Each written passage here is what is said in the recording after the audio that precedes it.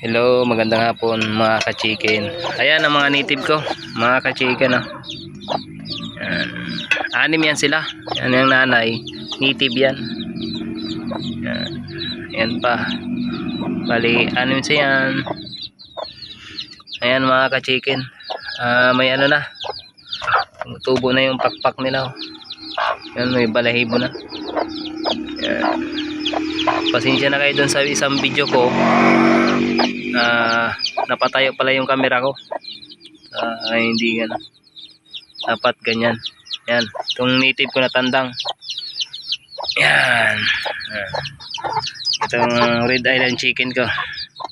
Yan. Bait. Nagkaroon ng pagkain pero mamaya na ako magpapakain dahil maaga pa. Yan. Ito. 4 months na yan. Pero